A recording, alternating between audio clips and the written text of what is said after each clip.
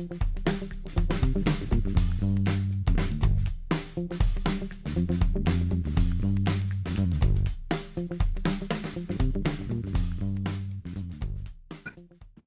tarde. Tudo bem? Elias, hoje a gente vai ter uma atividade, então, acho que tem a Maria Vitória também chegou aí, né? Vocês são aluno de ensino médio? Eu sou aluno do ensino médio. Tá, qual é a tua escola? Qual é a tua escola, Elias? Eu estudo no Érico Veríssimo. Tá, hoje a gente vai. Muito prazer, eu sou o professor Tiago, seja bem-vindo então à atividade. Maria Vitória, boa tarde. Boa tarde.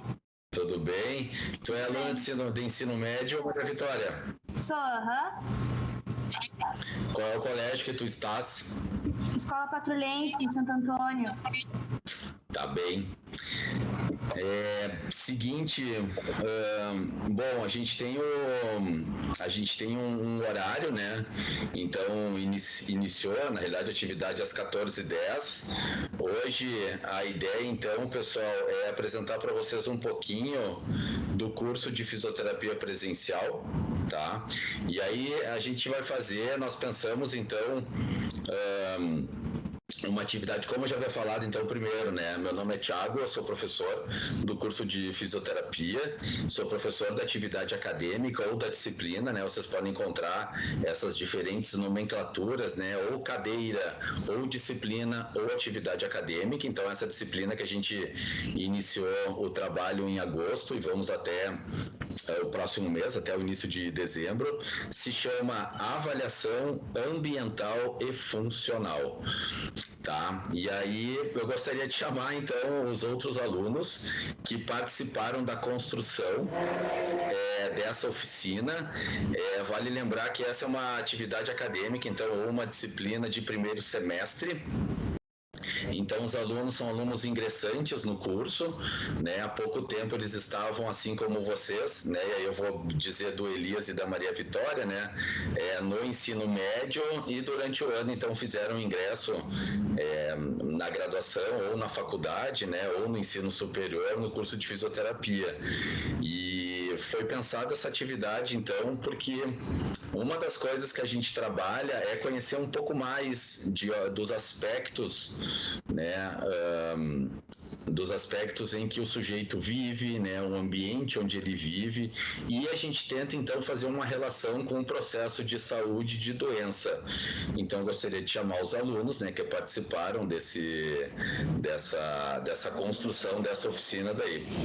Tá, gurizada? Vamos lá então. Cadê a turma?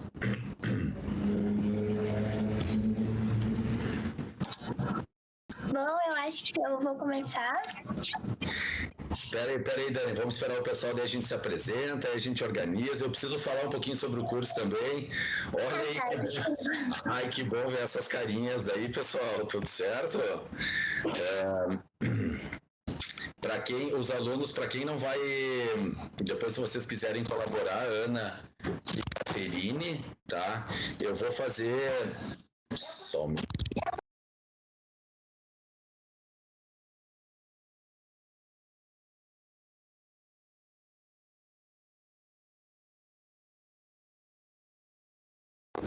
Sabe como é? Chegou o PJ Masks aqui para pegar o brinquedo dele.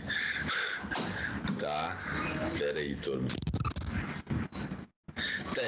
Elias e gurizada, né? Enfim, todo mundo. Tá todo mundo me escutando bem? Sim. Tudo certo? Fechou, então. Só um minutinho.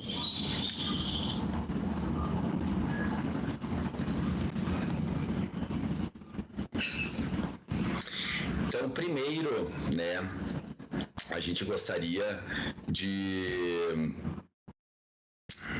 Ai, peraí. Primeira coisa, e aí de novo, primeiro, a gente gostaria de deixar essa questão tanto para Maria Vitória. Se vocês quiserem abrir as câmeras, pessoal, fiquem bem à vontade, tá? Vamos fazer uma roda de conversa aqui para todo mundo poder se enxergar. Vocês devem estar vendo a minha câmera e da Dani, da Maria Eduarda, do Samuel e da Rafa, né? Mas fiquem bem à vontade para abrir. Primeira coisa, então, Elias e Maria Vitória, a gente gostaria de fazer uma pergunta para vocês e que ao final vocês pudessem contribuir e tentar responder de uma maneira bem tranquila, assim. Não é prova, não é avaliação, né? Justamente para a gente bater um papo e tentar explorar um pouco mais o papel do fisioterapeuta. Então, a pergunta inicial que eu vou fazer, depois eu vou apresentar um pouco do curso e depois os alunos, então, que construíram esse roteiro vão poder falar um pouquinho. Então, a primeira coisa, tá? De que forma tu acha que podemos relacionar o ambiente com a saúde dos seres humanos, tá? Essa seria a nossa pergunta inicial e depois que a gente fizer essa rodada, que os alunos apresentarem, né? Cada um vai apresentar um ponto da disciplina, um conteúdo que mais se identificou ou que teve interesse. Depois que cada um fizer a sua apresentação, a gente vai retomar a pergunta de novo. E aí, Elias e Maria Vitória, a gente queria muito que vocês participassem, e para isso a gente pensou também num joguinho, num quiz rapidinho, que vocês vão poder conectar aí onde vocês estão com o celular de vocês e lançar algumas respostas ali. Tá bem? Primeiro, então, deixa eu apresentar o curso de fisioterapia. Eu hoje, além de ser professor do curso, eu já sou professor há 2 anos, eu entrei em 2018 no curso. Há 1 ano eu estou na coordenação também do curso junto com a minha colega, a professora Ana Paula. E no curso de fisioterapia, além das doenças, além das alterações, né, que os alunos vão aprender a tratar, a cuidar, a avaliar e a tratar, existe também o tratamento, né, ou o cuidado dos seres humanos de uma forma integrada, tá? E é interessante frisar isso porque desde o primeiro semestre vocês vão ter contato. Vale lembrar, pessoal, que nesse semestre, nesse ano, em virtude da pandemia, a gente teve que readaptar, né? Tivemos que reorganizar as atividades práticas. Então, provavelmente vocês devem ter ouvido, né? Se vocês conhecem, tem amigos, colegas, familiares que estão na graduação, provavelmente vocês devem ter ouvido falar que ou as atividades elas acabaram acontecendo na forma remota, que nem esta que a gente está tendo, ou elas atrasaram um pouquinho, justamente porque teve um novo momento da gente readaptar as atividades práticas. Mas, por exemplo, todos os alunos que estão aqui nessa atividade, os alunos da disciplina, todos eles realizaram entrevistas, realizaram avaliações que, embora fossem com seus familiares, mas foi uma forma de ter alguma atividade prática. Então, desde o primeiro semestre, os alunos de fisioterapia vão ter contato com a prática. É interessante também falar que essas atividades ao longo do curso, elas vão ocorrer em 3 níveis de atenção. A gente poderia falar nos níveis de atenção, né? Quando a gente fala, então, na atenção comunitária ou na atenção primária, eu imagino que vocês, Elias e Maria Vitória, vocês já devem vocês devem conhecer alguma unidade básica de saúde, correto? Algum posto de saúde? Sim.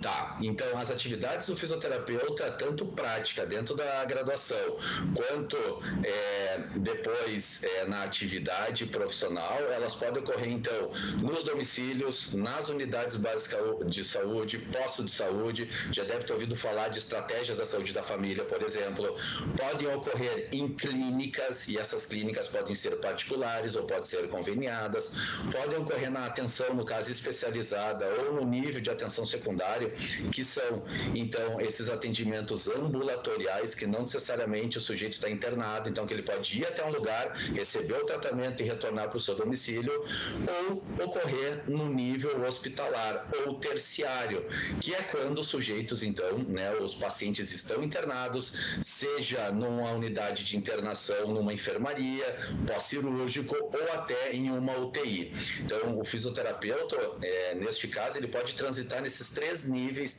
de atenção, desde o domicílio, da casa do sujeito, até dentro de uma UTI.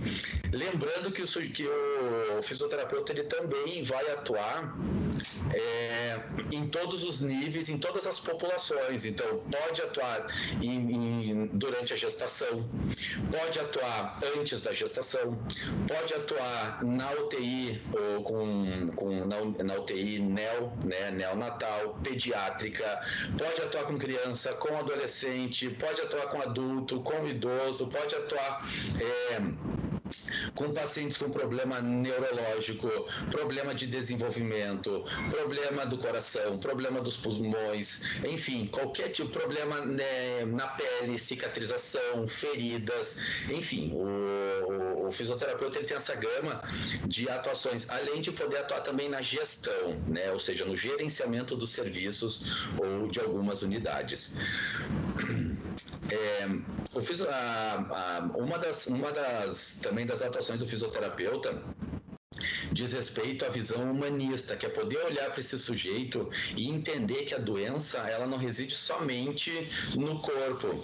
Então não é o Elias, né, que está relacionado somente a um problema no joelho. A gente poderia falar, e aqui eu vou dizer do Elias, né, mas eu poderia falar da Maria Vitória também, é poder entender em que contexto aquele sujeito ele está inserido. Então, para além daquela dor, para além daquela alteração no joelho, ou na coluna lombar, ou no coração, ou na respiração, quem é aquela pessoa que está por detrás daquela doença ou daquela alteração. Então, o fisioterapeuta ele tem esse olhar global, sistêmico, e aí existe um termo chamado de biopsicossocial, né? Que a gente poder olhar.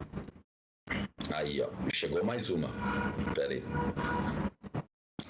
Olá, Flávia, tudo bem?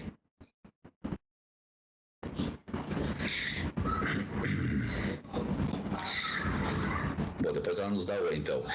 Poder olhar, então, todas essas questões biológicas que tem a ver com o corpo, emocionais, né, que tem a ver com a forma como as pessoas... Tudo bem, Flávia? A gente já iniciou a atividade, viu? E tu fica bem à vontade para, se tiver dúvida, manda ali no chat ou pode abrir o áudio, nos interromper e falar.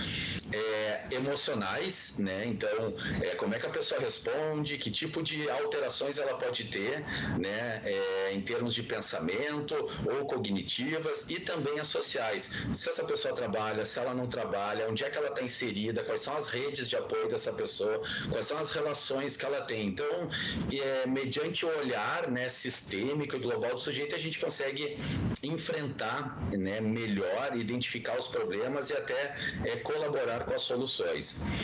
Então, existem algumas competências, né, que o aluno de fisioterapia, então, ou da área da saúde, ele vai desenvolver durante a graduação, que são as competências que estão relacionadas às competências do futuro, estão relacionadas ao propósito pessoal e profissional, estão relacionados às competências do curso e às competências da área.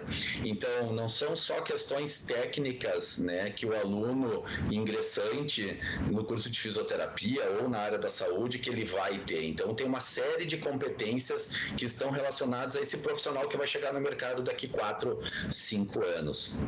Só para, né, retomar, o curso de fisioterapia, então, ele dura 5 anos ou 10 semestres. No total, são contemplados, ou para o sujeito se formar, então, precisa cumprir 4.650 horas aula em atividades acadêmicas. Além disso, existem 125 horas de atividades complementares. Então, se você participar de um evento, se você participar de um grupo de pesquisa ou de estudo, se você realizar alguma outra atividade que não só as de sala de aula, você pode, todas elas, apresentar o certificado e depois contemplar isso, né, computar ao final do curso, né, para conseguir preencher essas 4.650. O total de créditos que o aluno vai fazer são 292 e existem algumas questões bem singulares, né, do curso da Unicinos, desse último currículo, que seria o currículo Pro, que diz respeito às trilhas. Então, vocês já devem ter ouvido falar também sobre o tal do TCC, o trabalho de conclusão de curso, né? Que todo mundo, em algum momento que fez faculdade, deve fazer. O Samuel deve estar fazendo dele, né, Samuel? Deve estar nesse processo aí, tá? Eu digo isso para o Samuel, ele é de um outro curso da área da saúde e está realizando essa atividade acadêmica como uma atividade optativa. Então, ele olhou no leque de opções e escolheu essa daí para fazer, para mostrar que como a área da saúde ela consegue transitar e conversar com outras áreas. Então, a gente está falando aqui da fisioterapia, mas a gente também tem um colega da educação física. Então, por exemplo, né, ao invés do sujeito, do aluno fazer um projeto de pesquisa, hoje existe uma flexibilidade um pouco maior que é, por exemplo, ao final do curso, o aluno propor um negócio, um plano de negócio. Então, não necessariamente ele vai fazer a pesquisa, ele pode propor um negócio. Isso pode ser contemplado como um trabalho de conclusão de curso. Outra coisa, daqui a pouco ele tem interesse em seguir na carreira acadêmica, né? E aí você já deve, Flávia, Maria Vitória e Elias, já deve ter ouvido falar no mestrado e no doutorado. Então, ao invés de ele fazer um projeto de pesquisa, ele pode fazer uma cadeira, uma disciplina, ter uma vivência dentro do mestrado enquanto está na graduação. Ou ele pode fazer ou ele pode entrar em contato com alguma universidade, e aí a Unicinos tem diversos convênios com diversas universidades no exterior, onde ele pode programar um intercâmbio, por exemplo. Só esse processo do aluno se envolver com a internacionalização, isso já pode ser também considerado um trabalho de conclusão de curso. Então, é um modelo muito mais flexível, muito mais arrojado e que contempla toda essa dinâmica que a gente está vivendo até hoje. Tá? Pessoal, então agora eu saio de cena e aí quem vai seguir com o roteiro que a gente planejou são os alunos da disciplina que montaram o roteiro, então, para falar um pouquinho das atividades que a gente já desenvolveu durante o semestre. Aí, pessoal, eu vou pedir que vocês se apresentem, então, a gente tem uma ordem aqui, eu vou querer que vocês se apresentem, vou querer que vocês mencionem, ó, tá chegando mais uma, ó, tá enchendo. Cadê? Olá, Gabriela, tudo bem? Sou o professor Thiago, a gente já iniciou a atividade e então eu vou pedir que os alunos envolvidos então digam, se apresentem e aí digam os tópicos que vão falar e fiquem à vontade daí, tá bem? Bom, eu vou começar. Meu nome é Daniela. Eu ingressei esse ano no curso de fisioterapia e eu tô no 2º semestre. Eu vou falar um pouco sobre a anamnese e sobre a escala de risco Coelho-Savassi. Então, a anamnese eu vou apresentar para vocês um pouco das informações iniciais. Ela consiste em fazer uma entrevista com o paciente e ela tem como objetivo colher as informações dele, estabelecer uma relação de confiança com o teu paciente e dar apoio, fornecer informações e, em seguida, gerar a orientação que tu vai dar para ele. Geralmente ela é feita em uma sequência que consiste no exame do paciente, a avaliação de dados, a identificação do problema, a determinação do diagnóstico e daí, por fim, a determinação do prognóstico e do plano de tratamento, como tu vai tratar ele ao longo desse teu acompanhamento. Então, para começar, são retiradas informações iniciais, como o nome, a idade, o sexo, a etnia, o nível de escolaridade, profissão, contato do responsável dele, se ele conseguir ser o seu próprio responsável, entre os outros. E a história social também é de grande relevância. Por exemplo, o quanto de atuação na cidade ou quanto de participação ele tem no lugar onde ele vive.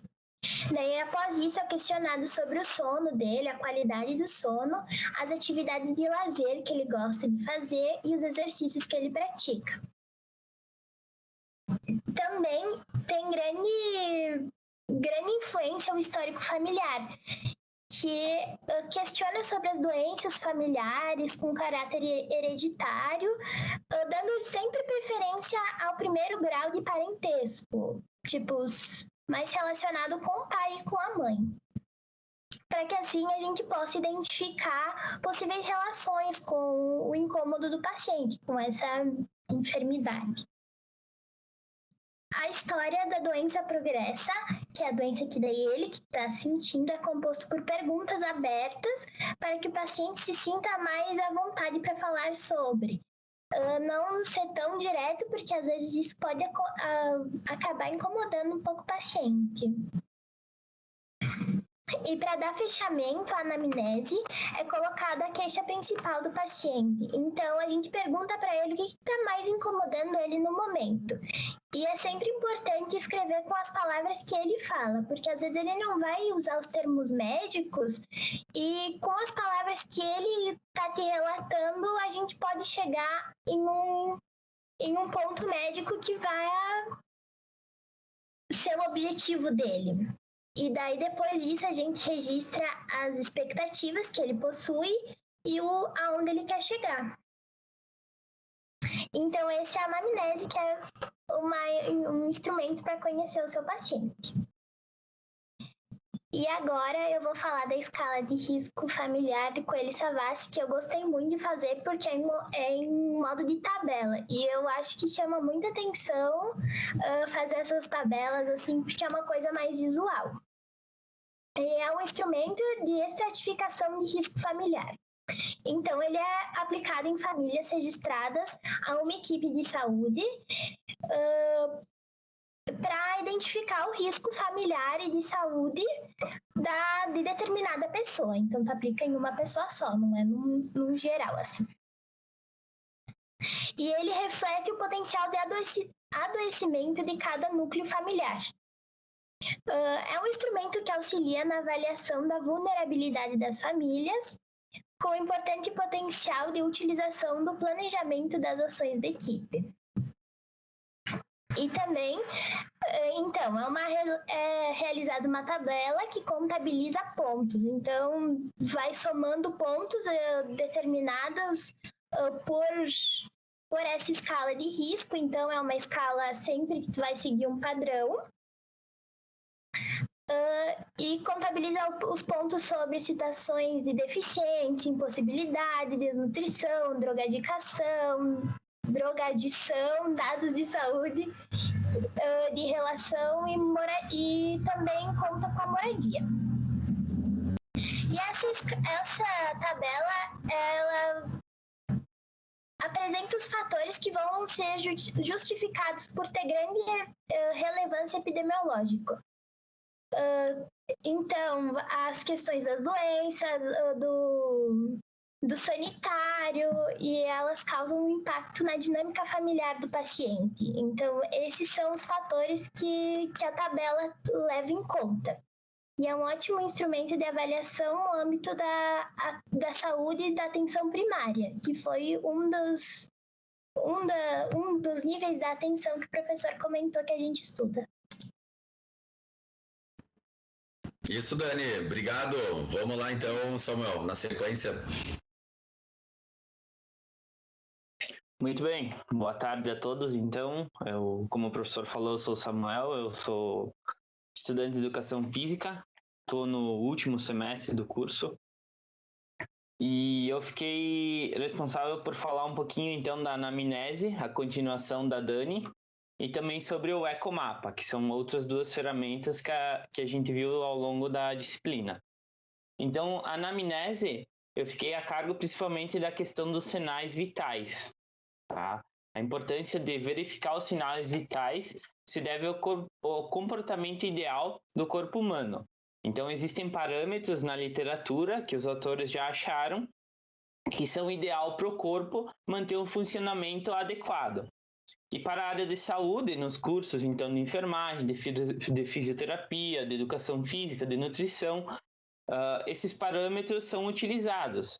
A gente pode mensurar como, por exemplo, a temperatura corporal, a frequência cardíaca, a frequência respiratória. Como primeiro exemplo, então, a frequência cardíaca é um pulso arterial com pressão. Então, o sangue ele sai do coração pelas artérias e se desloca ao longo do corpo, em um determinado espaço de tempo.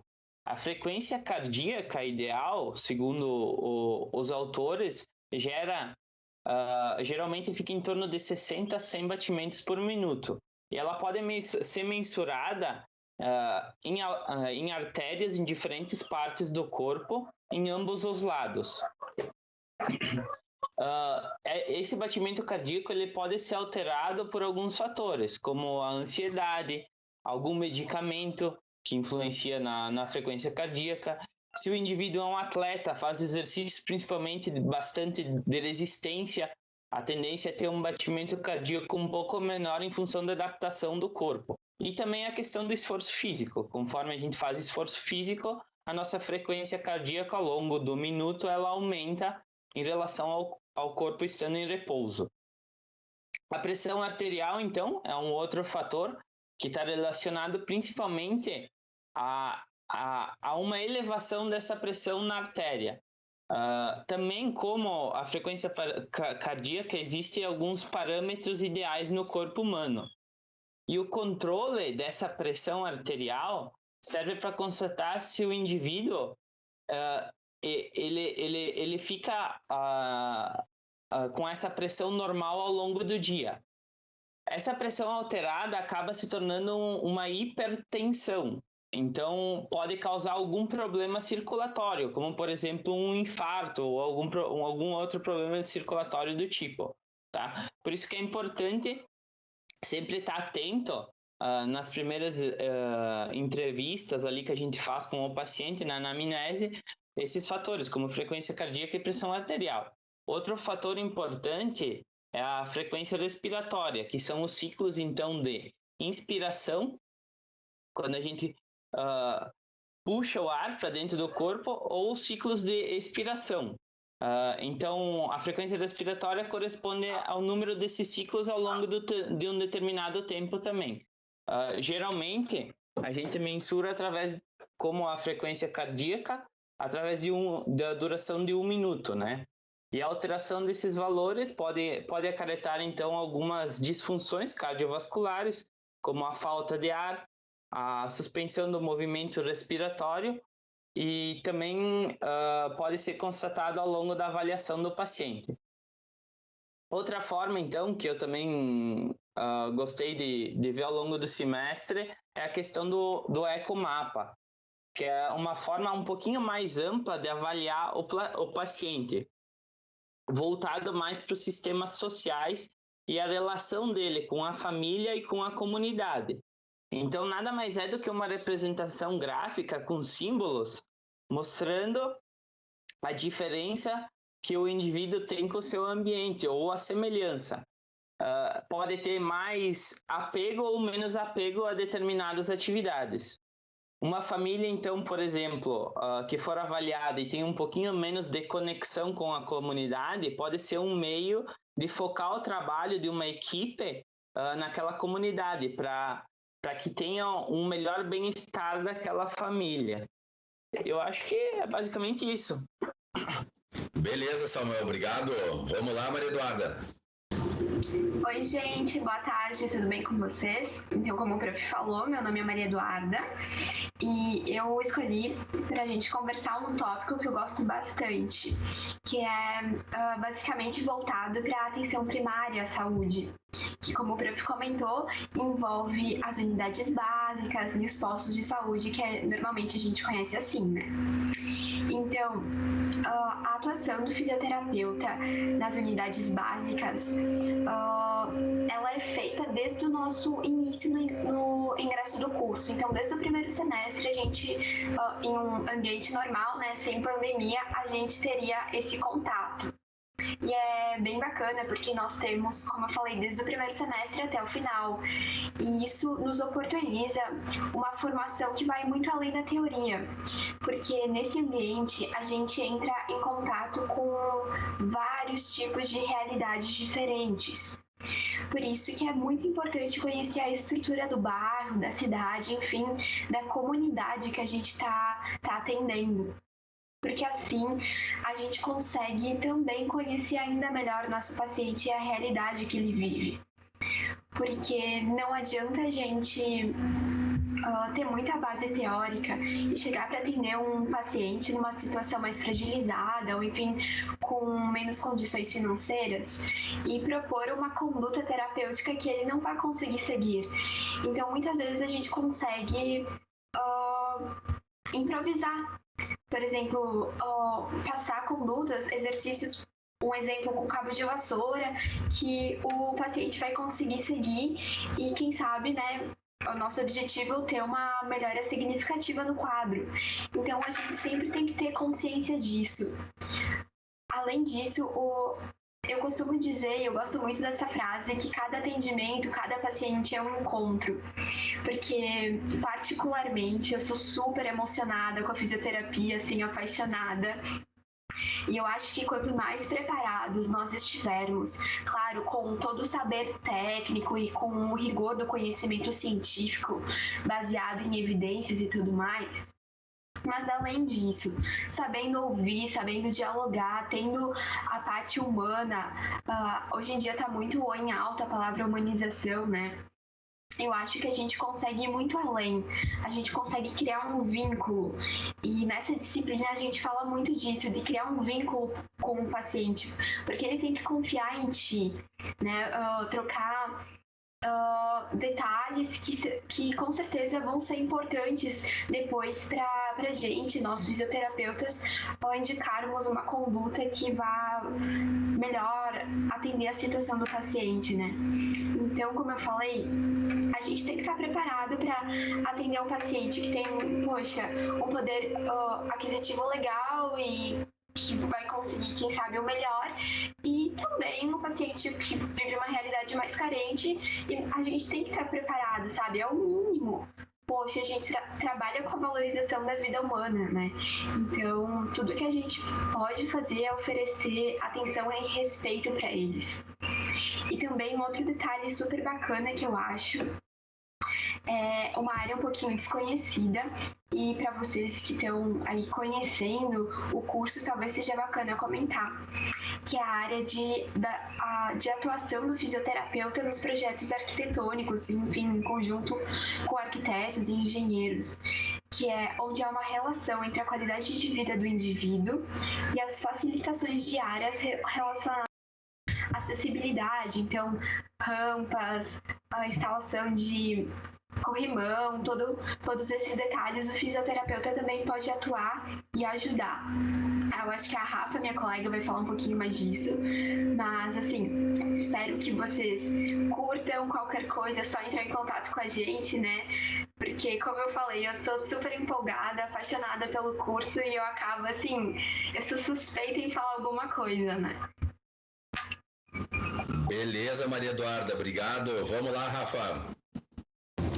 Oi, gente, eu sou a Rafa, eu sou do primeiro semestre de Físio também e eu troquei de curso. Eu comecei esse ano fazendo publicidade e propaganda, nada a ver com fisioterapia, e resolvi trocar no final das contas, e hoje eu tô amando muito. E eu queria começar dizendo que eu cheguei nessa cadeira especificamente sem fazer a menor ideia do que esperar. O nome não é muito explicativo, então eu não fazia a menor ideia do que ia acontecer aqui. E foi uma das minhas favoritas do semestre, assim, porque me fez sentir muito, agora puxando o saco do Thiago um pouco, né, aproveitar que o final do semestre tá chegando, ele vai avaliar a gente. Não, capaz, mas de verdade, assim, porque a Unicinos, o início do curso tem várias cadeiras que não são tão específicas da fisioterapia para que tu vá se encontrando na área, e essa é uma das que a gente mais fala da fisioterapia em si. Então eu tô gostando muito, e a gente aprende várias maneiras de avaliação que, por exemplo, o ecomapa que o Samuel falou, ele não vai ser aplicado num paciente em uma área hospitalar, por exemplo, numa UTI, mas num atendimento a domicílio ele vai, numa visita a uma comunidade ele vai, e é muito legal, assim, a gente ir aprendendo sobre essas diferentes áreas da fisioterapia e de tudo que dá pra fazer, sabe? Dá pra fazer de tudo, de verdade. verdade. Cada vez mais a gente vai descobrindo áreas novas. E aí eu vou falar de 2 instrumentos também para vocês, que são o genograma e a avaliação de qualidade de vida. E a avaliação de qualidade de vida é o seguinte: quando a gente pensa em fisioterapia e a gente pensa em qualidade de vida, a gente normalmente pensa em pessoas mais velhas, que têm alguma dificuldade funcional, tipo um problema no quadril, sei lá, um problema no joelho, alguma dificuldade mais física, assim. E esse instrumento de qualidade de vida é muito legal, porque ele, juntamente com o conceito atual de saúde da OMS, ele avalia a vida do indivíduo como um todo, para ver a qualidade, a satisfação que ele tem com a vida dele hoje. E aí eu resolvi fazer, a gente, como o professor disse, foi fazendo todos esses instrumentos que a gente falou, a gente foi aplicando com os nossos familiares pra gente ir indo na prática. E esse instrumento especificamente eu resolvi aplicar com o meu namorado, que tem 19 anos. E daí eu fiquei pensando, vai ser um saco aplicar com ele, porque ele não vai ter nada de, tipo, vai ter só perguntas relacionadas ao físico e ele tem 19 anos, então não vai ter muita graça. E aí eu fui aplicar com ele, foi muito interessante e realmente, tipo, a parte funcional dele, assim, de dificuldade de movimento e coisa errada, deu tudo zerado. Ele não tem nenhuma dessas dificuldades. Mas a vitalidade dele, por exemplo, deu de 0 a 100, deu 30. Porque ele tá num momento emocional difícil por causa da pandemia e sozinho em casa. E a avaliação da qualidade de vida ela é dividida em vários parâmetros, tanto da capacidade funcional, quanto da saúde mental, quanto da vitalidade. Eu não lembro agora o número certinho de parâmetros, mas tem vários parâmetros vários domínios. Nesse aí é 8. Nesse que a gente 8, isso aí. Tem 8 domínios e é muito legal tu conseguir conseguir ver cada parte da vida do teu paciente e como tu pode ajudar ele com isso, sabe? De que forma tu pode contribuir para que a qualidade de vida dele, num geral, melhore. E é muito interessante porque tu entende o contexto de vida dele e tu entende os objetivos, as metas, os sonhos, o que mais incomoda o paciente, o que mais agrada ele em relação à vivência. E assim, tu cria um vínculo com o teu paciente, o que é muito importante na área da saúde no geral e principalmente na fisioterapia. E aí a gente tem a atividade do genograma, que é ainda mais interessante para a contribuição da criação desse vínculo, porque permite que o profissional entenda o contexto familiar do paciente, é um pouco diferente. E aí o genograma, talvez vocês que estão no ensino médio conheçam, porque no terceiro ano, pelo menos eu, ano passado, fiz no colégio, a gente fazia as árvores genealógicas da família no conteúdo de genética, então talvez vocês conheçam um pouquinho sobre. Mas na fisioterapia é um instrumento muito interessante porque permite que tu entenda o contexto familiar do teu paciente e de onde surgem algumas coisas. Então ele consiste basicamente em uma árvore genealógica da família do sujeito com as características mais importantes de cada membro dessa linhagem. Por exemplo, a gente sempre pensa nas características que podem ter algum impacto no paciente. Então, por exemplo, em uma família onde o avô e o pai são alcoólatras, pensando no nosso paciente como membro, como pessoa principal. O avô e o pai desse paciente são alcoólatras. E esse paciente tem ansiedade ou compulsão alimentar ou depressão. Será que esse alcoolismo dos familiares tão próximos dele e esses problemas psicológicos tem alguma relação? Será que existe alguma relação nisso? E de que forma a gente pode tentar trabalhar isso? Ou de forma mais explícita, em uma família onde a avó e a mãe problemas cardíacos, será que não é necessário a gente ficar de olho nesse aspecto cardiológico do paciente? É algo a se pensar. E o genograma tem várias coisas muito interessantes, ele tem vários instrumentos de representação das relações familiares, por exemplo, relações que são um pouco mais conturbadas ou relações de divórcio, de morte, de mil e uma coisas, e tem até, e isso eu descobri aqui, no ensino médio eu aprendi um pouco mais por cima, a gente aprende em genética, mas aqui eu descobri, por exemplo, que existem até instrumentos dentro do genograma para representar abuso dentro de uma família, seja abuso psicológico, emocional, sexual, físico, e é muito interessante tu poder olhar isso em todo um contexto e relacionar isso com o teu paciente e tentar ajudar ele da melhor maneira possível. E assim, e por isso é tão importante a gente criar esse vínculo com o paciente. enxergar ele não só como uma pessoa que tu precisa tratar, não só como alguém que tu precisa, tu tem uma dor no joelho, tá, eu vou fazer esse exercício e eu vou tratar teu joelho, vou alinhar teu joelho e era isso. A gente precisa enxergar esse paciente como uma pessoa, como tão humano quanto nós, e quanto mais a gente consegue se aproximar dessa humanidade dele, desses sonhos e dos problemas e do contexto de vida no geral, melhor vai ser o tratamento, melhor vai ser o curso de tratamento, porque a gente sabe de onde ele vem, o que ele precisa, o que é fácil para ele fazer ou não. E eu acho que é basicamente isso que eu tinha para falar. Uau, valeu, putz, show. Pessoal, a gente quis, né? Então eu vou direcionar então para os nossos convidados hoje, né? A gente tem o Elias, então, a Flávia e a Maria Vitória Gabriela. Isso. Então a gente tinha, na realidade, vocês viram que são vários aspectos que a gente trabalhou ao longo do semestre, desde o mapeamento, né, das relações individuais de um sujeito. Então, quando a gente vai tratar alguém, quando a gente vai cuidar de alguém, é uma pessoa, mas isso não exclui a gente olhar, né, a família, o contexto que essa pessoa, o coletivo que essa pessoa pertence, né? E em cima disso vieram várias coisas, né? Então a Dani trouxe a questão da anamnese, que é essa entrevista feita, falou também, o Samuel falou da anamnese, mas aí pensando, né, enquanto a Dani trazia aspectos mais gerais, né, de uma conversa com o paciente para saber a queixa principal, histórico de vida, histórico familiar, quais são os hábitos dessa pessoa.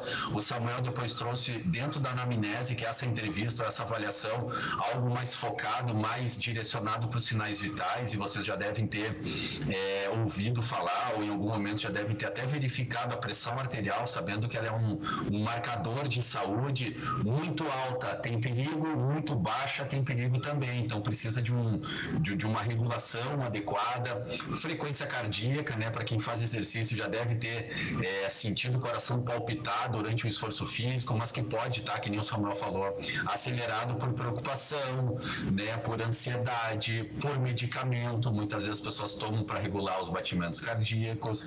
A Maria Eduarda, que precisou sair, mas contribuiu, então quando ela trouxe a questão da gente, enquanto fisioterapeutas ou futuros fisioterapeutas, ao irem até os atendimentos domiciliares, irem até a casa do sujeito, poder olhar um pouco, né, onde é que território é esse, que local é esse, que ambiente é esse, né, que o sujeito está morando, porque isso tem relação direta com a saúde dos sujeitos. E a Rafa finalizou, né, trazendo esses aspectos do genograma, do ecomapa, que nem o Samuel havia falado. Então são ferramentas que a gente vai conversando, né, retomando o que a Dani falou. Então, em uma conversa com o paciente ou com o cliente, né, dependendo do contexto que a gente está inserido ou atuando, a gente vai tirando informações e a gente vai montando uma árvore genealógica e de relações para entender um pouco mais, né? Se vocês lembrarem do que eu disse há uma meia hora atrás, o contexto biopsicossocial.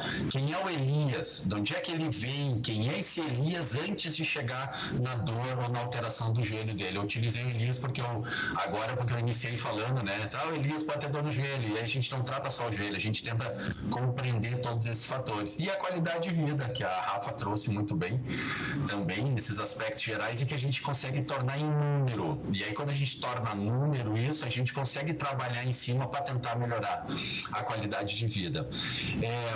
Elias, Flávia, Maria Vitória e Gabriela, vocês têm alguma pergunta? Vocês têm alguma dúvida? Né? Eu gostaria agora de propor um desafio para vocês, tá? Eu vou compartilhar uma tela aqui com vocês, e aí eu vou querer que os nossos convidados, então, acessem através do celular um site que vai estar descrito ali e um número. E aí eu vou querer que vocês, de toda essa nossa conversa que a gente teve até agora, que vocês pegassem palavras que vocês lembram, que vocês gravaram, que vocês o que chamou a atenção para vocês, e lancem lá, para a gente montar uma nuvem de palavras, tá? Se os nossos alunos quiserem participar, fiquem à vontade, tá? Vocês podem participar, vamos lá, Rafa, Samuel, Caterine, Dani e Ana, tá? Participem, peguem os celulares. Se vocês quiserem abrir as câmeras também, fiquem bem à vontade, tá? E vamos fazer essa interação aí com os nossos convidados. Seguinte. Espera aí. Deixa eu... Aqui, ó. Ah, peraí. Tá, e compartilhar aqui, ó. Opa.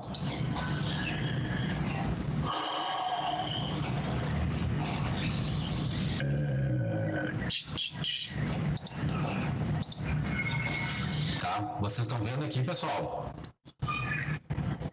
Sim? Sim.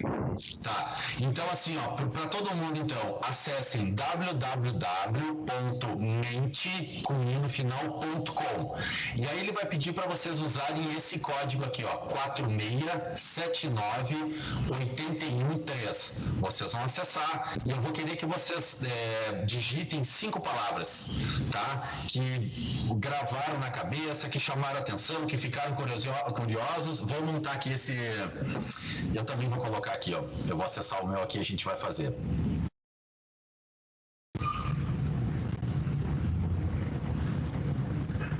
www.mente.com. Isso. Coloquem lá o 4679813. 5 palavras. Olha aí.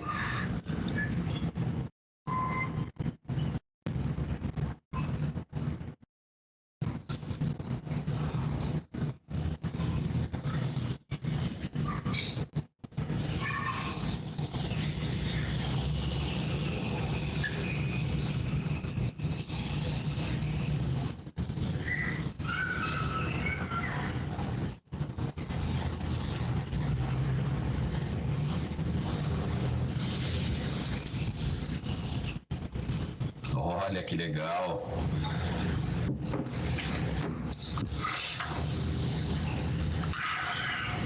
Vitalidade, paciente, saúde, qualidade de vida, ambiente.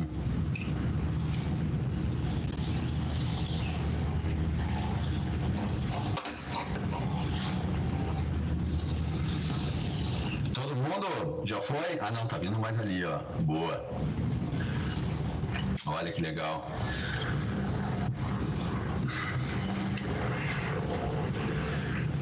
Sensibilidade, família, pacientes, tudo cuidado. Olha que bacana, todo mundo entendeu, né? Todo mundo pegou essa questão do cuidado. Eu acho que a gente conseguiu passar, então, né? Eu só não vou sair agora aqui para a gente não perder essa nuvem que está se formando.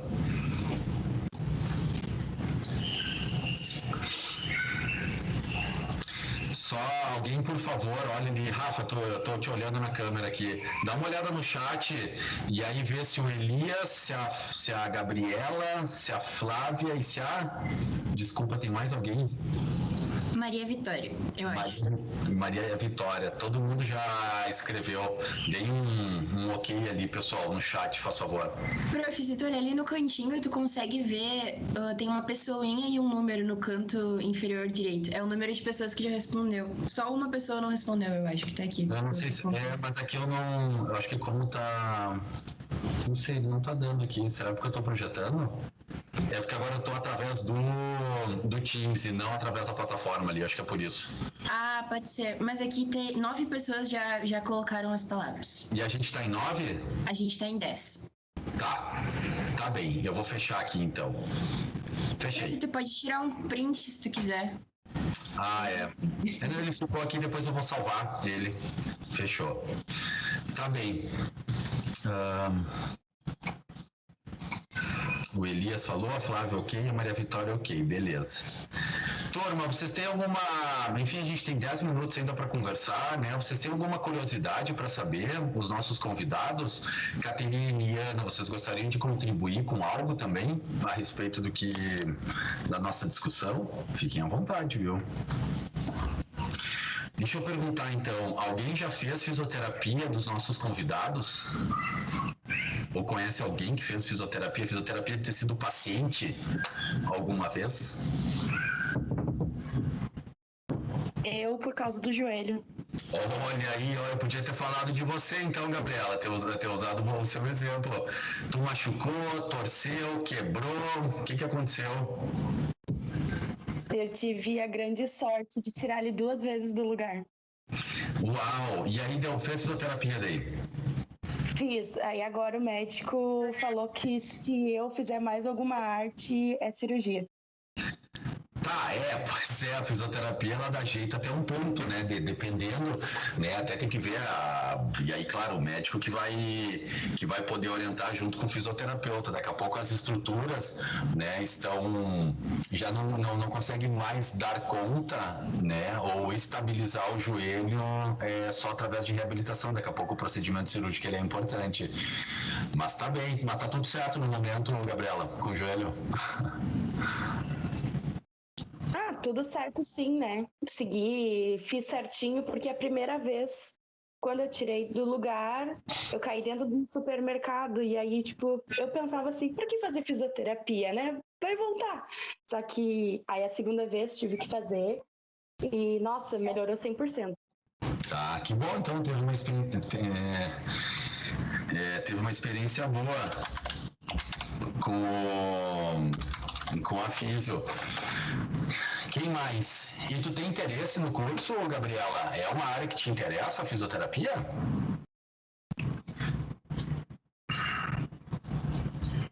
Na verdade, eu tô bem dividida entre fisioterapia e radiologia. Sim, sim. Mas é na área da saúde, né? O negócio é ficar pela área da saúde. Tá bem, deixa eu falar um pouquinho então da minha experiência, né? Apesar da gente ter na graduação toda várias áreas, digamos assim, né? A gente tem um rol de atuações e de experiência que os alunos vão ter no curso, mas a gente dificilmente, nos primeiros anos, eu acredito que ou dependendo do lugar que você vai, acaba tendo uma variedade maior de pacientes, né? Então, por exemplo, né, logo que se forma, né, quando as pessoas ainda estão, né, se encaixando no mercado de trabalho, dependendo do contexto que estão, muitas vezes acabam atendendo, né, de tudo um pouco, assim, tudo que aparece, né?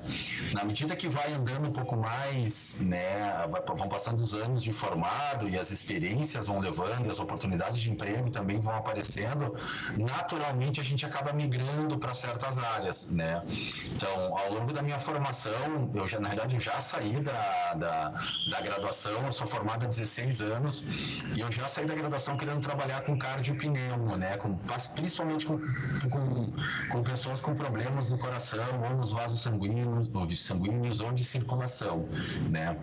Então, fiz meu trabalho de conclusão de curso nessa área, fiz o meu mestrado na área da cardiologia e fiz meu doutorado também na área, né, da cardiologia, mas voltado para pacientes que têm problema nos rins, né? Então, o meu doutorado, ele acabou sendo feito em pacientes que realizam hemodiálise, que é uma parcela dos pacientes que têm problema no coração ou problema metabólico, como diabetes, que podem ter problema no rim, né?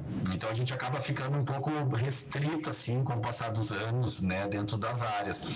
Hoje, eu acabo atuando nessas áreas, na área também do envelhecimento, né, das alterações do envelhecimento, faço pesquisa nessa área, sou orientador nessa área, sou pesquisador dessa área também aqui no Instituto de Cardiologia em Porto Alegre. Então são coisas que a graduação ela acaba abrindo, né, ela acaba favorecendo, né, ou trabalha na assistência, uma outra área que a graduação ela pode levar a pessoa, para quem tem interesse, é a docência, no caso dar aula, né? Então a gente tem diversos profissionais que acabam migrando depois de um tempo para o mestrado, para o doutorado, para o pós-doutorado, e essas pessoas vão se candidatando, né, e ocupando vagas dentro das instituições federais ou privadas para dar aula. Tem gente que não tem esse perfil, ou que não quer ir para essa área, não tem interesse e que acaba ficando na clínica mesmo, né? Então, tem pessoas que acabam fazendo concurso ou acabam utilizando o ensino superior para entrar via concurso em alguma instituição, e aí elas podem também fazer parte da gestão, né? Fala, Rafa. Pra complementar isso que tu tá falando, só que eu acho bem legal, eu acabei vindo fazer fisioterapia porque a minha mãe é fisioterapeuta e é muito legal pensar que existem várias áreas que a gente nem faz ideia também, tipo, tem essa área da docência que se fala bastante na faculdade, mas, por exemplo, tem muitos fisioterapeutas que trabalham com as PICs, que são as práticas integrativas e complementares, que tem 1001 coisas, tem o reiki, tem osteopatia, tem 1001 cursos. E a acupuntura, tem muita coisa mesmo, tanto pelo SUS quanto por fora do SUS. Isso. E é muito legal ver, assim, o leque de opções que a gente tem na fisioterapia, porque quando eu entrei, eu pensava que não tinham muitas áreas, assim, que ou eu ia trabalhar num hospital, ou eu ia ter uma clínica que nem minha mãe. E, na verdade, existem muitas opções e muitos caminhos que a gente pode seguir dependendo do que a gente gosta. Então, se vocês estão pensando em vir pra físio, é muito legal pensar nisso, assim, porque tem muitas áreas mesmo que a gente vai se apaixonando a cada cadeira que a gente faz ou a cada contato que a gente tem. Agora, por exemplo, a gente abriu um processo seletivo para professor de fisioterapia pélvica, né? E fisioterapia pélvica, então, trata as alterações tanto de trato urinário inferior quanto de trato reprodutor, né? Tanto para homens quanto para mulheres. É uma área que está crescendo bastante. Uma outra área que a gente tem e que tem crescido bastante é a área da oncologia, fisioterapia e oncologia, né? É uma especialidade da fisioterapia. Então, enfim, acho que ao longo do curso, assim, né, vão tendo, tem gente que já entra no curso já sabendo, já direcionando o que vai querer, né? A gente escuta os alunos falar, né, eu gosto de criança, quero trabalhar com neo, quero trabalhar em UTI neonatal, então já sabe o que vai querer, mas tem gente que vai se descobrindo ao longo do curso e daqui a pouco aparece uma oportunidade de estágio, aparece um contato, né, em algum evento. A gente, né, com exceção deste último ano, né, totalmente inusitado, né, com relação à pandemia, mas por um lado nos afastou enquanto presença, né, para a gente poder bater um papo, se conhecer melhor e trocar ideia, mas por outro lado facilitou muito que os alunos tivessem contato com diversos cursos, eventos, palestras online, né, e a gente vai descobrindo mais coisas. A internet favorece isso, né? Uma das questões bem importante é fazer essa rede de contatos ou esse networking, né? Que é você conhecer mais pessoas, entrar em contato, bater um papo, trocar uma ideia.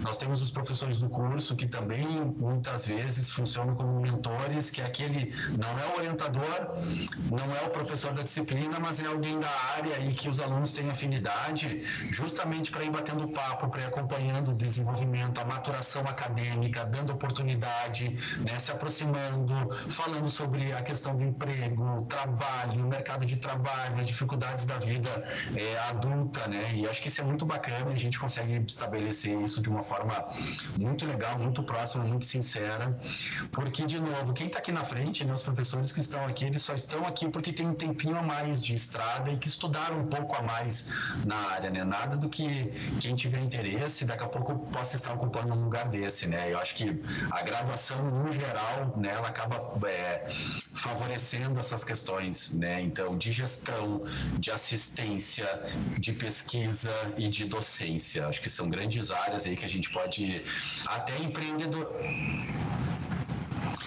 A Flávia aqui tem interesse na área, fiz um pouquinho, uma área um pouco comentada e intensiva. Bom, né, na realidade, Flávia, o que teve, né, o que a pandemia trouxe foi justamente uma divulgação e reconhecimento muito maior da fisioterapia.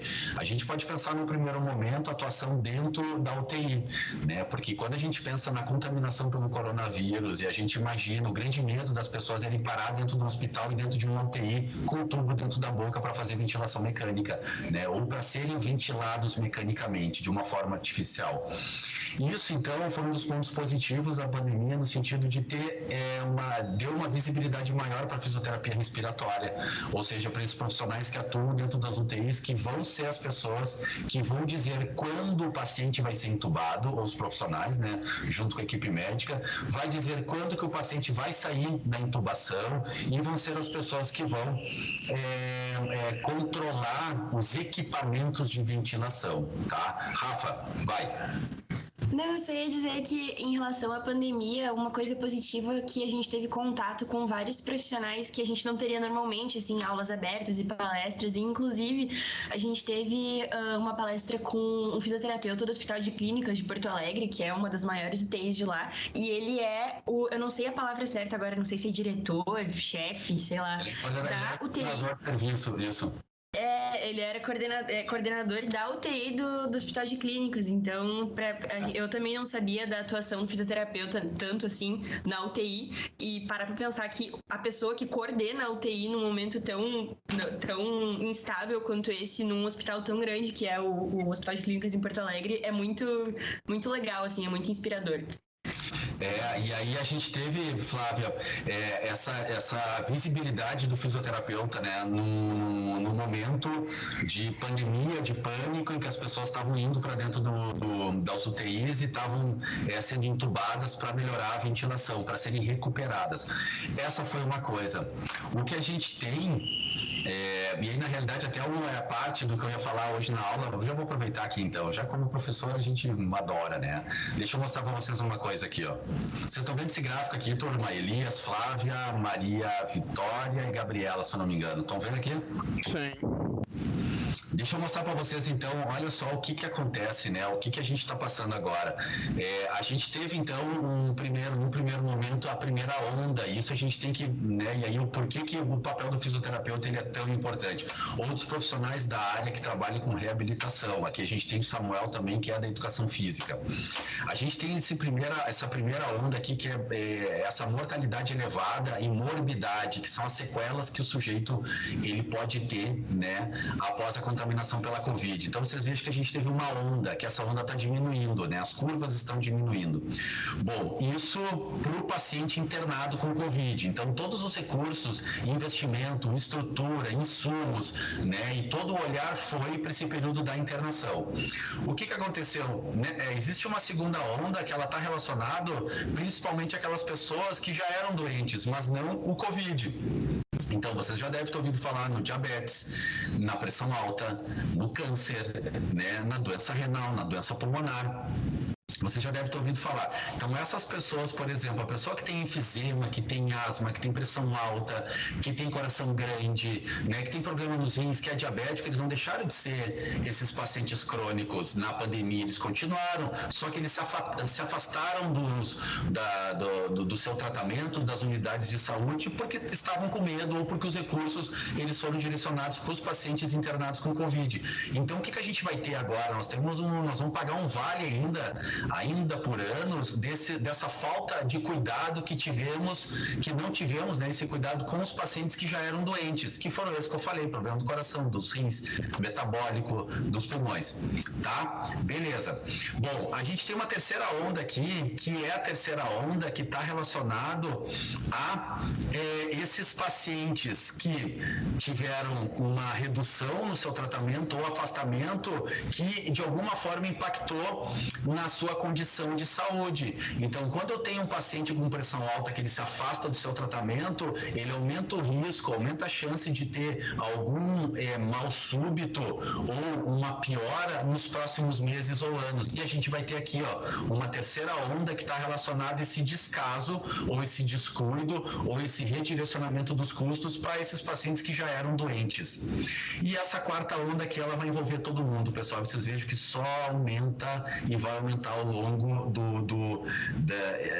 dos tempos, principalmente que a gente ainda vai ficar restrito em isolamento, que a gente tem aqui, doença mental, trauma psíquico, esgotamento físico e mental e prejuízo econômico, que isso nós vamos ter aí pelos próximos 10, 15 anos ainda, até retomar completamente a nossa economia, e que todo mundo se afeta de alguma forma ou outra. Até eu ia falar nisso na aula de hoje, né? A gente ia bater um papo, mas eu já antecipei para a gente mostrar que a fisioterapia ela atua em todos esses níveis aqui. Então, daqui para frente, pessoal, nós vamos ter necessidade de fisioterapeuta e de profissional da área da saúde que trabalhe com reabilitação pelas próximas décadas ainda, porque a gente vai ter que ter pessoal, né, profissional capacitado para atender essa demanda que ainda vai crescer muito para os próximos anos e que vai ser uma realidade daqui para frente, né? Imagina imagina quando essa gurizada que está no primeiro semestre, com exceção do Samuel, mas os demais estão no primeiro semestre, daqui 4, 5 anos vão se formar, eles vão ser a realidade, né? Vão enfrentar a realidade da Covid-19 e quando estiverem lá fazendo uma avaliação, por exemplo, e aí, seu Elias, daqui 5 anos, o senhor teve Covid? Sim, eu tive. Bom, já vai ser um fator de risco para diversas doenças que a gente tem, né? E que poderá ser... poderá ter uma predisposição maior, né, por ter tido contaminação pela Covid-19. Acho que é isso, pessoal, né? A gente... Feito, Flávia, conseguiu explicar um pouquinho? Sim, até a questão de que são profissionais que nem tanto a físio quanto a psicologia que eram menos vistos, digamos assim, e agora estão tendo uma maior visibilidade em relação com o Covid. Desculpa, Flávia, eu não escutei. Como é que é? Que nem a físio e a psicologia são áreas que tiveram uma menor visibilidade já desde o início da formação, digamos assim, e que agora ganharam mais visibilidade.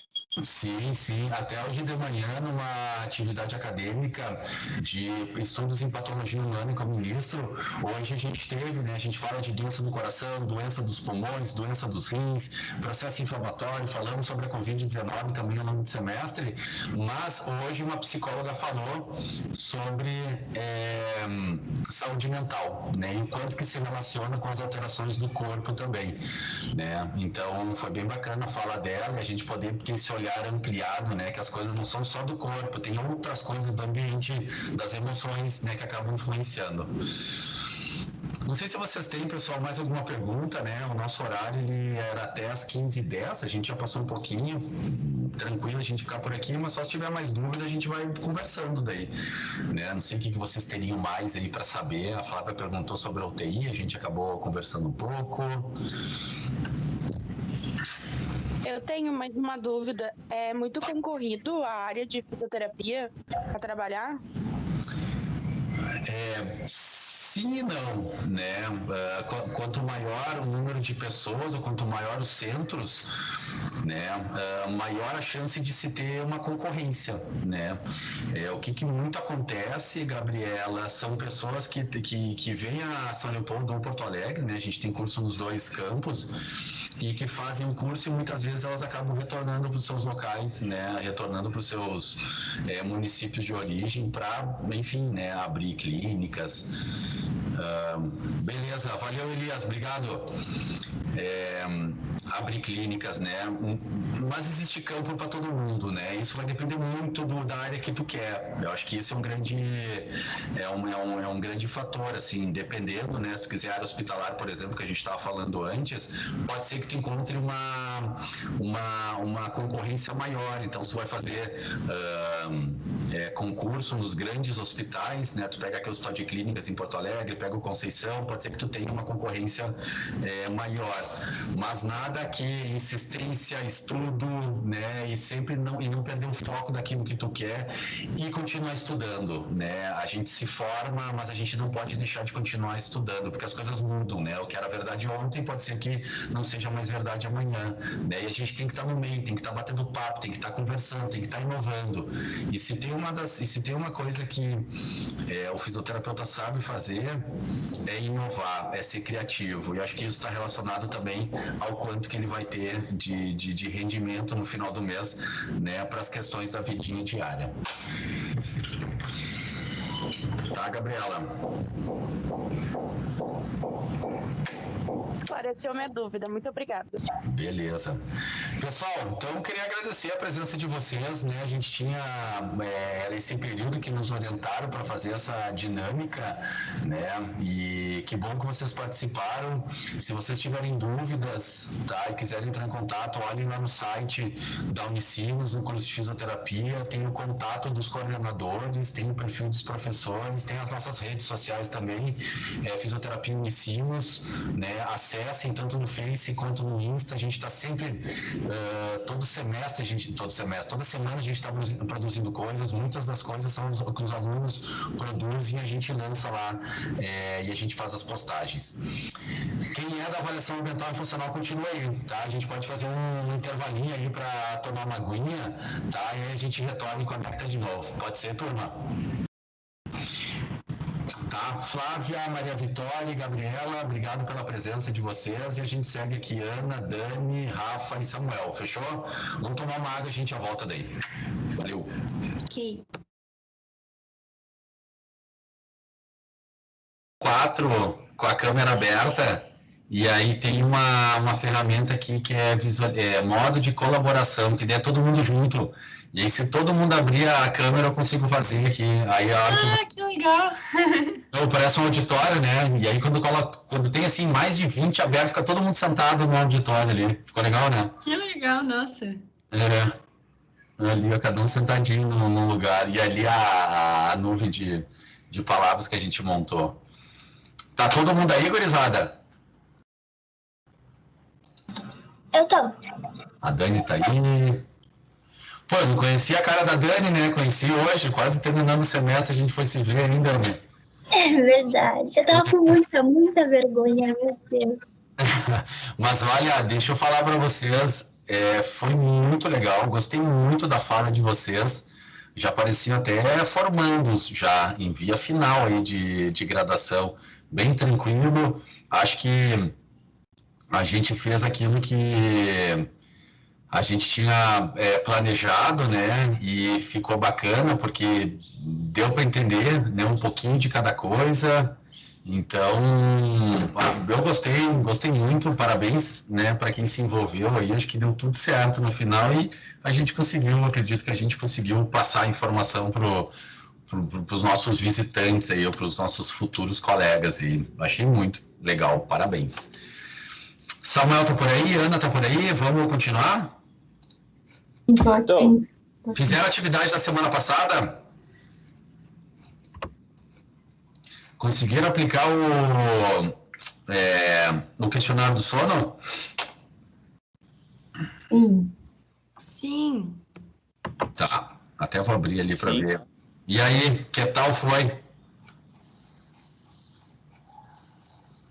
Sono, fórum. Foi bem interessante, prof. Eu achei bem legal. Principalmente a parte que tu tem que falar, tipo, que se tu tem alguém que durma com a pessoa, de tu fazer as perguntas para a pessoa, eu achei muito interessante. Sim, né? Porque muitas vezes as pessoas não têm ideia do tamanho do ronco, né? Sim. E aí acabam não tendo noção mesmo, não percebe o quanto que podem incomodar, né? Ou quanto que pode, de repente, já ter algum distúrbio ali, né? Então, que legal, que bom. Vamos lá, então.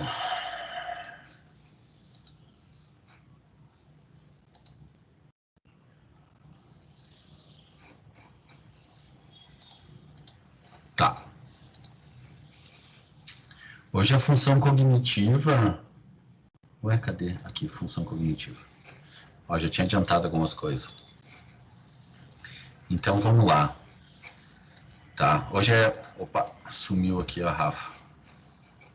Será que eu saí? Não, tá aqui. Qualquer coisa vocês me interrompam, tá? Ok. Tá.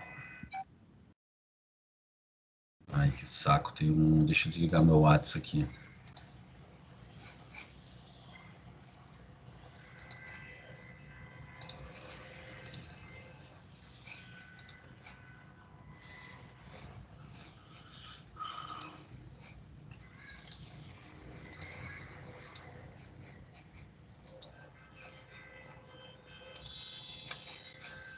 Tá. Hoje a gente vai falar sobre função cognitiva e da mesma forma, né, vou trazer um instrumento para vocês aplicarem no final da aula, né, durante a semana, até a semana que vem, essa próxima semana é a nossa última semana, né, semana que vem é a nossa última aula, na realidade, do semestre. Eu fiquei bem feliz, assim, de eu escutar de vocês, né, falar, e eu acho que quando a gente fala as coisas... a gente grava melhor, né? Não sei se vocês já ouviram falar numa hierarquia de aprendizado. Então, quando somente eu falo, né? dali uma semana, então eu dou dando aula hoje, eu dei a aula. Na semana que vem, se eu perguntar para vocês, e vocês não tiverem revisado nada durante a semana, vocês captaram pouquíssima da aula, ficou retido pouca informação, e daqui 15 dias, 20 dias, é praticamente, se vocês não tiveram, praticamente igual do que se vocês não tivessem tido aula, né? Na medida que, então, vocês fazem algo e praticam aquilo, a chance de memorizar e de reter o conhecimento é muito maior. E quando vocês fazem, escutam a aula, têm a aula, fazem uma prática, ainda explicam para o outro, a chance de vocês reterem aquela informação, aquele conhecimento, ela aumenta muito mais, e aumenta e dura mais. Né? Então, acho que ficou bem claro assim, o quanto que vocês se envolveram, o quanto que escolheram na semana passada, nessa última semana montaram aquele discurso, né? E hoje poder falar, acredito que vocês vão lembrar, né, durante um bom tempo ou para sempre dessa experiência que vocês tiveram e principalmente do conteúdo que foi abordado, né? Um dos conteúdos, então, né, o nosso penúltimo conteúdo, semana que vem a gente vai falar sobre CIF, função cognitiva e entende-se por função cognitiva ou sistema funcional cognitivo as fases do processo de informação. Então, tanto a percepção, e essa percepção, pessoal, é das informações vindas do ambiente externo, a aprendizagem, memória, atenção, vigilância, raciocínio e solução de problemas. Então, vocês devem ter visto que eu postei um artigo ali, até um artigo super atual de 2020, em que fala no Moodle sobre treino de dupla tarefa e treino aeróbio em idosos, né? Porque essa dupla tarefa, né? Então você está caminhando e está fazendo conta, por exemplo, né? Ou você está fazendo você fazer uma contagem de uma série de trás para frente, ou pulando os meses, enfim, tu tá fazendo alguma coisa social, uma outra tarefa junto, né? Isso já tem bastante coisa, né, que mostram que tem benefícios, principalmente numa população que está crescendo muito, né, na nossa população em geral, né, e associado aos efeitos do envelhecimento. Também, função cognitiva, ela envolve o funcionamento psicomotor, que é o tempo de reação, tempo de movimento e velocidade do desempenho.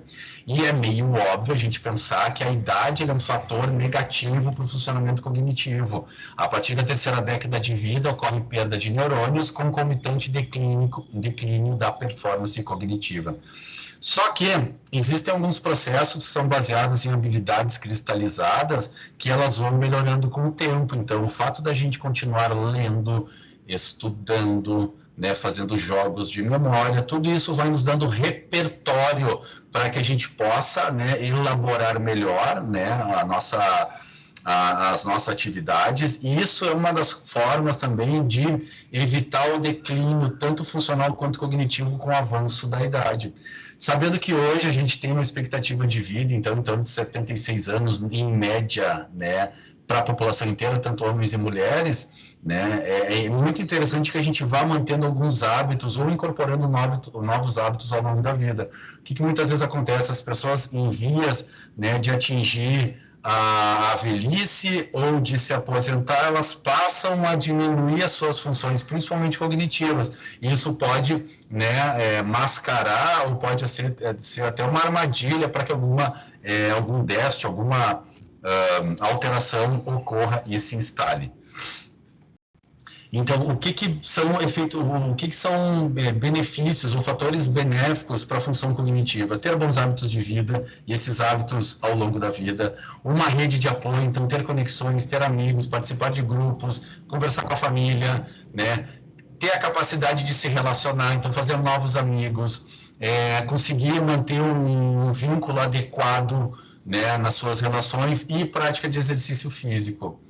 O que pode, né, piorar, né, o que sejam fatores de risco, então, né, para a piora da função cognitiva? A idade, né, o envelhecimento, o gênero, nesse caso masculino, história familiar. Então, se vocês têm histórico familiar de doenças neurodegenerativas, é bom vocês ficarem ligados, né, naquele ecomapa ou no genograma, isso pode ser identificado. Traumatismo craniano, né, nível educacional, principalmente nível educacional baixo, tabagismo, etilismo, estresse mental, aspectos nutricionais e a falta de, né? Assim como eu falei que a capacidade de se relacionar em rede de apoio é um ponto positivo, a falta de socialização, dificuldade de socialização pode ser um fator de risco.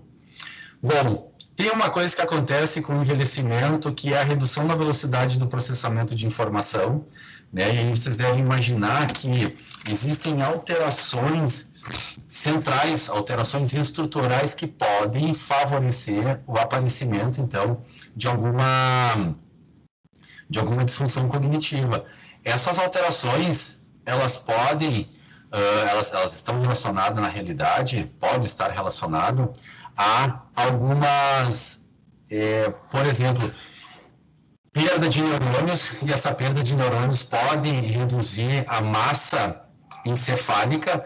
Eu não sei se já foi aqui que eu mostrei uma figura onde mostra bem certinho o cérebro de um jovem e o cérebro de um idoso, né? A diminuição no conteúdo encefálico. Além disso, a dilatação dos sulcos dentro das estruturas centrais, atrofia cerebral, dilatação de sulco, perda de neurônio, e isso tudo associado ao processo de envelhecimento, hábitos de vida e a prevalência de doenças crônicas, que eu já vou mostrar para vocês também. Diminui a atenção, diminui a sensibilidade ou a parte aferente, então a capacidade de captação das informações e a chegada desse input sensorial que ocorre no sistema nervoso central, redução da capacidade de memória, capacidade de trabalho e de memória de trabalho, prejuízo na função do lobo frontal e da função neurotransmissora, deterioração da circulação sanguínea central e barreira hematoencefálica. Isso muito relacionado às doenças do aparelho circulatório. Acho que ficou claro para... Vocês estão me escutando? É que eu estou sem a janelinha aqui do Teams. Sim, bem tranquilo. Estamos escutando. Tá. Acho que ficou claro para vocês, né? Essa é uma figura que me chamou muita atenção e onde eu tenho oportunidade eu mostro ela, né? A primeira onda mediada pela morbimortalidade do Covid, essa segunda onda, então, com esse afastamento dos crônicos da rede de saúde, né, e do seu tratamento, essa terceira onda relacionado às consequências desse afastamento dos crônicos dos atendimentos de saúde, e a gente tem uma quarta onda aqui que vai pegar todo mundo, né?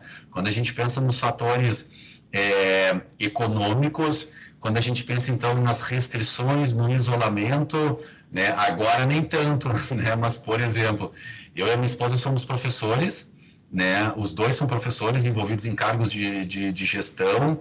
Eu no Unicinos, a minha esposa na PUC, e a gente com 2 crianças em casa, e nós tínhamos afastado, né, ou liberado as pessoas que colaboram aqui em casa, tanto com a limpeza, com a organização, quanto com o cuidado com as crianças. Nós passamos 5 meses sem elas, tendo que trabalhar com 2 crianças em casa, né? Então, a gente manteve a casa, a gente manteve os nossos empregos, só que teve um outro tipo de estresse, de fator ambiental, que, assim, por um bom tempo foi bem pesado na rotina, e para quem tem criança em casa, ou quem, enfim, deve também ter pensado, né, deve ter sentido um pouco dessas alterações no ambiente domiciliar. Fora que a gente carregou nosso trabalho para dentro de casa, né? E as crianças pararam de ir na escola. Então, né, a gente não está falando somente das alterações, né, da contaminação física, a gente está falando de um cenário todo, né, que ainda a gente está passando. E aí eu gosto de trazer, pessoal, né, acho que a graduação, o contato com a ciência, com o ensino superior, e nos dá a possibilidade de olhar um pouco mais e de entrar em contato com evidência científica. Então, isso aqui é um estudo, né, de 2020, onde traz que as pandemias são desafios extremos para o sistema de saúde no mundo inteiro, e aí a gente, né, viu quantos gargalos, né, o nosso sistema de saúde tem, muitas vezes, né, sendo alvo de ideias, de iniciativas para desmantelar, né? A gente sabe que a gente só está passando por isso, né, porque a gente tem um sistema de saúde, né, universal. o risco para os pacientes COVID e para os demais, né? Então, como eu havia falado, o cara que tinha câncer, ele não deixou de ter câncer na pandemia. O cara que tinha problema no coração, não deixou de ter problema no coração na pandemia, né? Essas pessoas continuam com doença e doentes, né? Só que momentaneamente pode ter tido, né? A gente pode passar aí por um redirecionamento de custos ou até uma eventual interrupção do tratamento, que vai ter uma consequência, a gente vai pagar esse vale. E claro, né, a gente viu que em alguns momentos ultrapassou a capacidade do sistema. Associado a isso, a gente tem uma alta prevalência de diabetes e hipertensão, sabendo que na população acima de 65 anos, 1 a cada 4, né, indivíduos acima de 60 anos, então 65 anos tem diabetes, e aqui, ó, 60% dos idosos são hipertensos, ou seja, 6 em cada 10. É muita gente, né? É muita coisa, é muito recurso aqui e é muito cuidado que tem que ter. Além disso, pessoal, acho que é legal a gente poder pensar que só o fato do sujeito internar numa UTI, as consequências da sua internação, tá? Elas já são tratadas como uma doença. Então, quando o sujeito vai para o UTI, ele estabiliza, ele vai para um UTI, ele vai tratar aquilo que o levou, né, a instabilidade hemodinâmica ou ventilatória. Porém, existem consequências do processo ou do tempo que ele vai ficar restrito ao leito, principalmente se ele tiver em ventilação mecânica. Então, existe uma síndrome chamada de síndrome pós-cuidado intensivo, que é o sujeito que, enfim, né, eu vou utilizar a COVID agora, o cara começou com falta de ar severa, uma hipoxemia severa, uma insuficiência ventilatória, ele tem que ir e tem que ser entubado. Beleza, tratou, salvar a vida daquele sujeito. Só que a partir daí tem uma série de consequências neurológicas, cardiopulmonares e musculoesqueléticas que são em decorrência só da permanência do sujeito no ambiente da UTI. A partir disso, né, a literatura traz que, em média, um paciente internado por UTI, por exacerbação ou complicação da UTI, ele fica em média de 20 dias internado. E esse sujeito, dentro dessa síndrome pós-cuidado intensivo, ele pode ter a polineuropatia do doente crítico, e aqui vocês vejam, né, nervos, né, apatia é doença. Então, uma doença que acomete nervos periféricos, normalmente esses nervos são nervos motores, e aí a gente está falando de uma alteração, né, da capacidade funcional desse sujeito. Miopatia tem a ver com músculo, e a gente pode ter as duas concomitantes. Então, a polineuromiopatia, que é quando a gente tem presença de alteração de distúrbio neurológico e muscular, né? E aí vai complicar ou vai influenciar diretamente na funcionalidade do paciente. Além disso, já está claro na literatura as disfunções cognitivas tanto da UTI quanto do paciente COVID na UTI. E aí a gente tem esse paciente que vai voltar para o domicílio, né? Então, olha aqui, ó. A síndrome pós-cuidado intensivo, ela tem já descrito, então, que apresenta alguns prejuízos, como de memória, atenção, visoespacial, psicomotor ou de impulsividade. Além disso, já está descrito também situações de ansiedade, depressão ou trauma, estresse pós-traumático, e algumas disfunções físicas, como dispneia ou função pulmonar prejudicada, dor, disfunção sexual, intolerância ao exercício, neuropatia, fraqueza muscular ou paresia e fadiga severa. Então, só o sujeito ter ido para uma unidade de internação, para uma UTI, ele tem risco de ter todos ou algum, né, mas tem risco potencial de desenvolver essas alterações aqui. Quando somado a contaminação por Covid, ainda não são claros, mas já tem bastante informações da literatura que mostram, né, que existe um comprometimento de todos esses fatores aqui. Bom, além disso, existem alguns fatores de risco para o desenvolvimento dessa síndrome, como apresentar delírio, né, durante o período da internação. Quanto mais tempo o sujeito permanecer internado, maior o risco dele desenvolver todos aqueles fatores que eu previamente mostrei. A duração da sedação, quanto mais tempo, maior a chance. Duração da ventilação mecânica, idade avançada, a gente está falando aqui de uma população que está caminhando, né, para o envelhecimento. Hipóxia ou hipotensão durante o período de internação, sepse, que é uma infecção generalizada, desregulação, então, no metabolismo dos carboidratos ou da glicose, e algumas condições a priori, tá? Então, que o sujeito ele já tinha alguma alteração física ou mental. Então, tudo isso pode potencializar.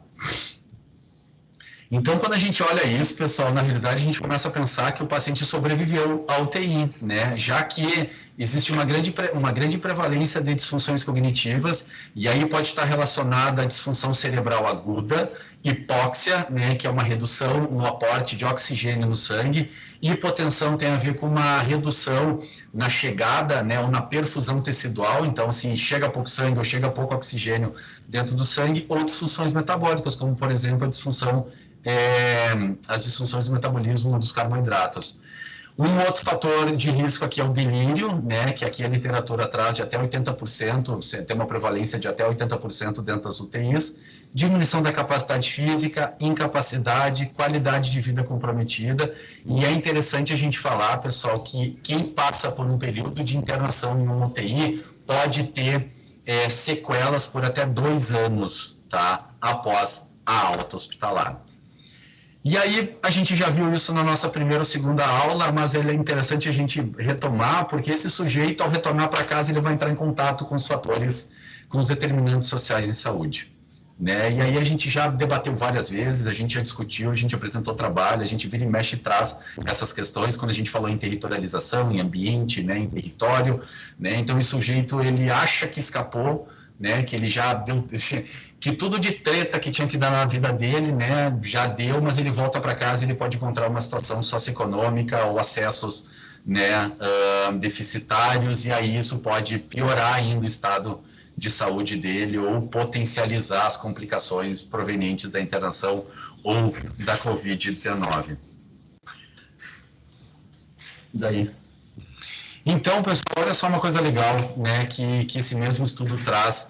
Então, a reabilitação desses pacientes, né, recuperados em Covid-19, eles podem envolver exercício aeróbio, treino de força, treino de equilíbrio, técnica de higiene brônquica, avaliação das atividades básicas de vida diária. E aí que eu queria trazer para vocês aqui, ó, o treino neuropsicológico, né, com sessões de aconselhamento, suporte psicológico e treino cognitivo.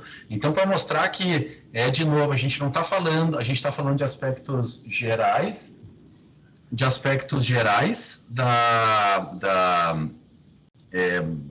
desses pontos que a gente está discutindo, né, mas que tem total relação com o processo de saúde e doença. E aí, pessoal, uma das coisas, né, mais um instrumento que eu vou apresentar para vocês é o mini exame do estado mental, ou mini mental, vocês podem encontrar, tá? Ou MEM, mini exame, MEEM, isso. Ele é um teste utilizado para avaliar a função cognitiva, ele é rápido, imagine que dure em torno de 10 minutos, de fácil aplicação, não requer material específico, ele deve ser utilizado como instrumento de rastreio e não de avaliação e diagnóstico, tá? E ele é validado na população brasileira. Ele está aqui, ó. Então, ele é um exame, né, um questionário, e vocês podem procurar na internet, vocês vão encontrar, né, disponível, onde tem aqui, então, primeiro, ele avalia, então, a orientação, a memória imediata, a atenção e cálculo, a evocação, a atenção e cálculo, a evocação e a linguagem. Espera aí que chegou a turma aqui. Só um pouquinho. Ah, tá, chegaram aqui. Chegou de patinete. Tá. Turma, eu vou ali pro... Peraí só um pouquinho que eu vou trocar aqui, daí a gente continua, peraí.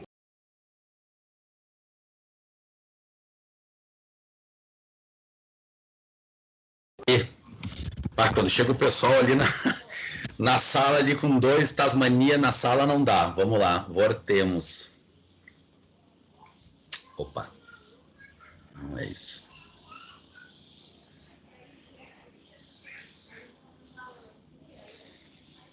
Tá? Vamos voltar ali.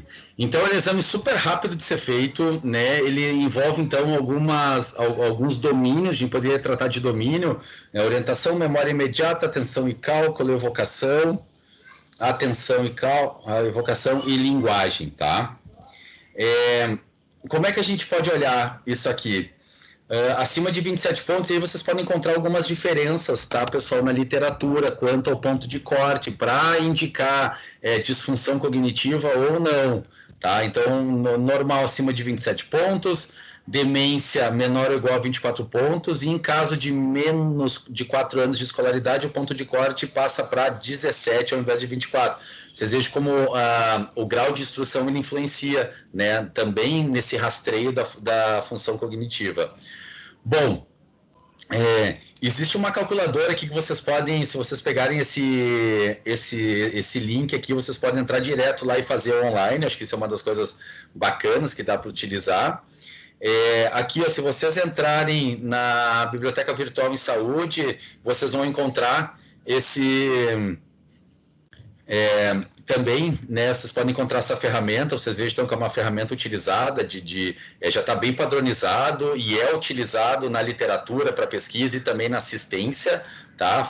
Entrem depois nesse link aqui, está aqui a calculadora, ó, que vocês vão identificar. Aqui tem 2 materiais de apoio, tá? Que eu vou pedir para vocês olharem. Então, um deles traz a aplicação e as informações para a aplicação e o questionário, e o outro traz, então, como realizar o cálculo, tá? Ele é bem tranquilo, peguem os links e acessem. Caso não tiver, eu entrei essa semana e deu tudo certo, mas se tiver alguma dificuldade, me avisem pelo chat mesmo, ou agora que vocês têm o acesso pelo grupo do WhatsApp, né? E aí, pessoal, que eu acho que é legal, porque tem 2 vídeos aqui, ó. Não, na realidade, um é normal e o outro é anormal, tá? Um dos vídeos é uma avaliação em que vai ser feito, então, e vai ser uma avaliação de uma pessoa que não tem disfunção, e no outro vídeo a avaliação de uma pessoa que tem dificuldade para fazer o teste. Então, vocês vão poder ver, e é um vídeo que ele é bem utilizado também, né, dentro dos cursos do Ministério da Saúde. Então é bem tranquilo, tá? Ele tem uma boa didática, assim, ele mostra realmente, assim, uma pessoa que faz tudo certinho e uma pessoa que tem dificuldade de compreender e que pode ser um indicativo, né, de disfunção cognitiva. Então, olhem também esses vídeos. E aí que eu queria trazer para vocês alguns estudos aqui sobre a questão do exercício, né, e da função cognitiva, porque são áreas que nos competem, né, e tem relação. Então, esse aqui é uma revisão sistemática com meta-análise. Revisão sistemática com meta-análise é o nível mais alto de evidência científica, tá? Publicado em 2018, onde fala, então, que intervenções com exercício, intervenções através do exercício para função cognitiva em adultos maiores de 50 anos. E aí, o que eles adotam, né, como exercício? Exercício, ou os termos que eles utilizaram na busca: exercício aeróbio, pliométrico, de resistência, de força, de alongamento, de condicionamento, exercício, caminhada, tai chi, yoga, e os termos que eles utilizaram para cognição. Então, cognição, né, memória, função executiva, demência e doença de Alzheimer. Se vocês vão ver aqui, ó, utilizando esses termos, porque a revisão sistemática com meta-análise, ela é um estudo secundário, ela não utiliza a coleta de dados direta dos pacientes. Então, eles pegam estudos que já foram publicados e fazem uma compilação dos dados, então por isso que é de fonte secundária.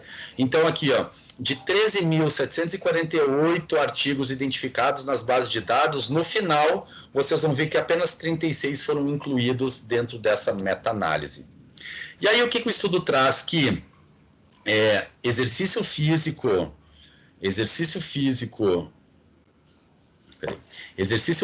então, intervenções com exercício físico melhora a função cognitiva em adultos maiores que 50 anos, independente do status cognitivo no basal, né, ou previamente intervenção.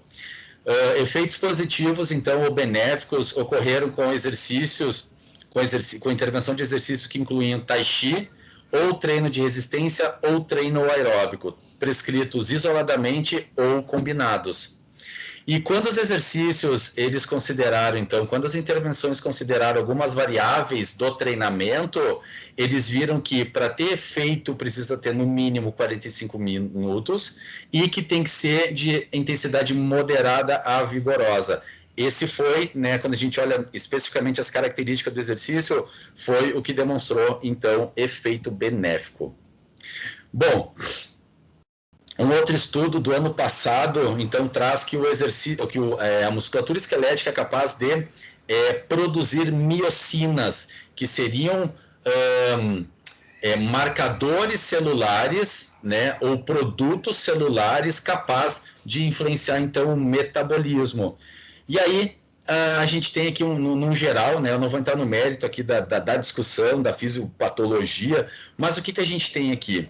Hoje, nós temos, então, um padrão de vida sedentário, nós temos um envelhecimento, nós temos uma prevalência alta de doenças crônicas e a gente tem, né, associado o envelhecimento e a prevalência a um risco de morte maior. Bom, e o comportamento sedentário, isso. Por isso que traz aqui sedentário e ativo. Então, em qualquer uma das situações de idade ou das condições de saúde ou de idade, a prática de exercício físico ela é capaz de modular todos esses fatores negativos. Então, quando a gente fala, por exemplo, na atuação muscular, a gente vai ver que existem alguns marcadores liberados pela musculatura esquelética em exercício que tem como função fazer o metabolismo ou a regulação do metabolismo dos carboidratos. Isso faz com que diminua, então, os índices de obesidade, melhore a resistência à insulina e melhore o metabolismo dos carboidratos. Além disso, melhora o perfil lipídico, melhora também a biogênese, ou seja, a capacidade de geração de energia através das mitocôndrias e das funções oxidativas, melhora a saúde dos ossos e diminui o perfil inflamatório. Uma das características das doenças crônicas, pessoal, é que tem um perfil inflamatório de bastidor, e isso está envolvido em todas as doenças crônicas, tá? E isso aumenta o risco, aumenta a chance de ter algum evento cardiocérebrovascular. Vocês devem estar ouvindo falar bastante sobre a questão do AVC, né? Está se falando muito, está se divulgando muito, que 1 a cada 4 pessoas vão ter AVC na vida. Então, a gente está falando aqui de um bastidor que a musculatura esquelética ou o movimento, ele acaba atuando como um fator protetor. E cada vez mais a gente tem evidência para isso, principalmente na área da reabilitação. E aqui a gente pode falar tanto da educação física quanto da fisioterapia. Uma outra revisão de 2019, então super atual, fala sobre essa conversa, esse diálogo entre a musculatura, entre o exercício físico e a musculatura e o cérebro. Então, olha só, já tem alguns dados na literatura, e esses dados são iniciados em estudos experimentais ou em animais, né, que mostra que existem algumas miocinas secretadas pela musculatura esquelética que realiza exercício, que ao cair na corrente sanguínea são capazes de modular, por exemplo, alguns fatores neurotróficos derivados do cérebro. Então, imagine um músculo em exercício ser capaz de ser um estimulante de fatores neurotróficos. O que é neurotróficos? Que potencializam a neurogênese, a geração de novos neurônios. Então, através do exercício físico, através do aumento da demanda de oxigênio para a realização da circulação cerebral e também desses fatores, a gente consegue contribuir, então, ou para diminuir o curso de alguma doença neurodegenerativa, ou até para melhorar a rede neural nesses pacientes, principalmente em pacientes que já têm algum comprometimento, seja pela idade ou seja pela prevalência de doenças crônicas. Então, olha só, existe um outro marcador aqui, esse PGC1-alfa, que é o regulador do metabolismo energético, e esse regulador, ele é secretado, ele é produzido pela musculatura esquelética em exercício, que ele contribui para uma miocina chamada de irisina, que vai ter também exercer efeitos positivos quando a gente fala, então, naqueles fatores neurotróficos derivados do cérebro. Principalmente, pessoal, aqui que eu acho que é legal, nas áreas do hipocampo, que estão relacionadas ao humor, à memória e aprendizagem.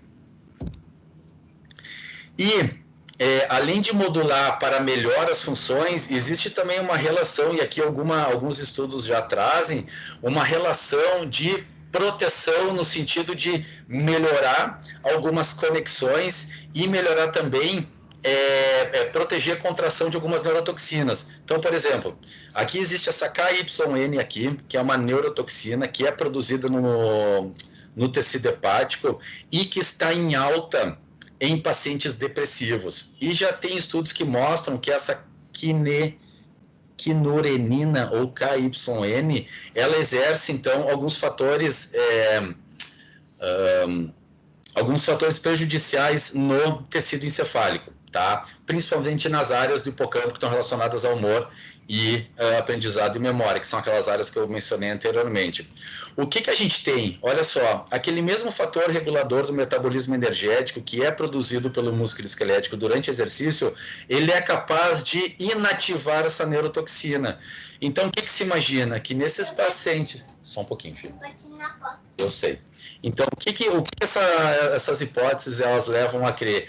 Que em pacientes depressivos existe um aumento nessa neurotoxina e que pode ter relação, né, com essas alterações de humor, principalmente em algumas áreas do cérebro. O fato do sujeito fazer exercício físico, ele é capaz de produzir algumas miocinas e ativar esse fator, né, que está elevado em pacientes depressivos e, por consequência, melhorar, né, essas áreas de aprendizagem, áreas de memória e, quem sabe, até o humor. Então, acho que a gente passa, né, de uma coisa um pouco mais conservadora, quando a gente pensa só no funcionamento do organismo, né, do funcionamento físico, e a gente é capaz de modular áreas do nosso tecido nervoso, ou do nosso sistema nervoso central, que diz respeito, né, a essas funções cognitivas, e quem sabe a gente tem, quem sabe não, tem estudos que já estão mostrando, então, uma melhora, mas cada vez mais a gente poder cercar os mecanismos moleculares, teciduais e celulares para poder comprovar esses efeitos. Aqui um outro estudo desse ano, né, que traz, então, também essa questão da prevenção e da utilização do exercício físico, né, para pacientes em reabilitação. Fala, meu filho. A gente vai comprar pilha agora? Depois o papai vai comprar pilha com você no mercado, tá? Obrigado. Espera um pouquinho.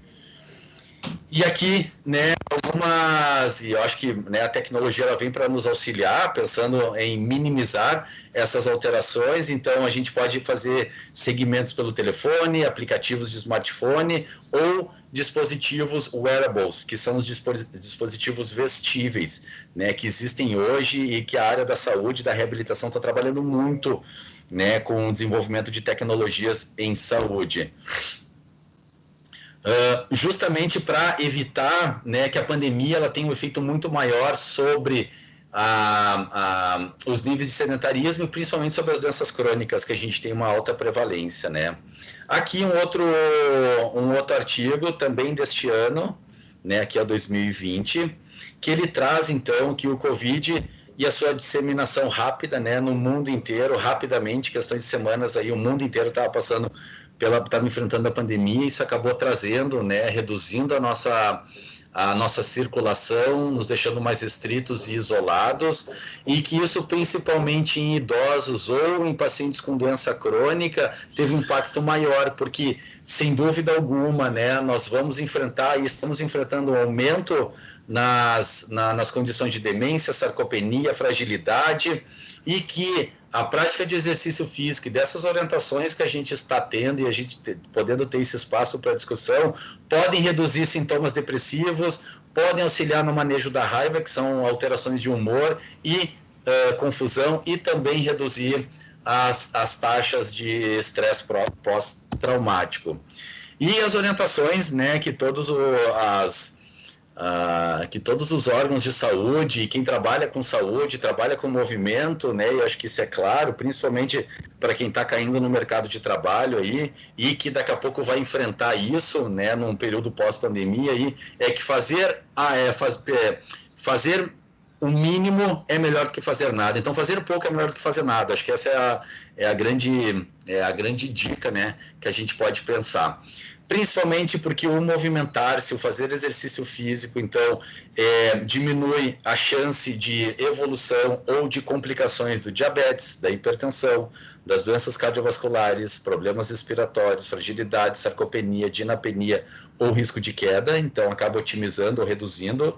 Melhora o sistema respiratório, sistema circulatório, sistema endócrino, imune, digestivo. Melhora o sistema muscular, a eficiência do tecido muscular e sistema neuromuscular, né? Acho que isso é fato, né, dos benefícios do exercício físico. Algumas orientações que o Colégio Americano de Medicina do Esporte traz, né, para a gente poder pensar, e aí fazendo gancho com as alterações cognitivas também, né, exercícios multicomponentes, então, tanto de aeróbio, força, equilíbrio, coordenação, mobilidade, né, que tenha integrado também treino cognitivo, isso é bem importante, numa frequência de 5 dias por semana, né, podendo realizar até 7, dependendo da intensidade e do tempo de recuperação. Num volume, então, aeróbio, que contemple ou que compute de 50 a 300 minutos por semana e incluindo também exercícios de força e, claro, se aumentar a intensidade, reduz o tempo de exercício. Intensidade moderada, isso aqui em algum momento da graduação vocês vão ter essa prescrição de treino, né, como é que se faz isso. Então, de 40% a 60% da frequência de reserva ou de 65% a 75% da frequência cardíaca máxima. E aí, por exemplo, né, coisas do dia a dia, poder pensar em otimizar e incluir no processo de reabilitação ou de treino, né, sentar e levantar da cadeira, subir e descer degrau, transportar pesos leves, como saco de arroz, sacola de fruta ou verdura, caminhar dentro da casa, dançar, caminhar em uma linha, né, para equilíbrio, para frente, para trás, atravessar os obstáculos, fazer em 8, né, um treino de marcha em 8, né, para trabalhar a deambulação, o equilíbrio dinâmico.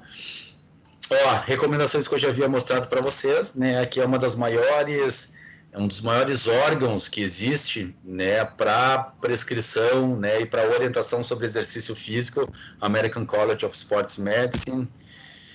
E permaneça positivo, ativo, be smart and safe, né? Fique ligado e fique sossegado também. Olha só, né, quem é que tem maior chance hoje de desenvolver algum comprometimento cognitivo e complicações da Covid? Adultos acima de 60 anos, né, a própria literatura já traz com doença crônica, que tenha imunodeprimido, né, e aí a gente tem diferentes orientações para atividades indoor, atividades outdoor e treinos de força.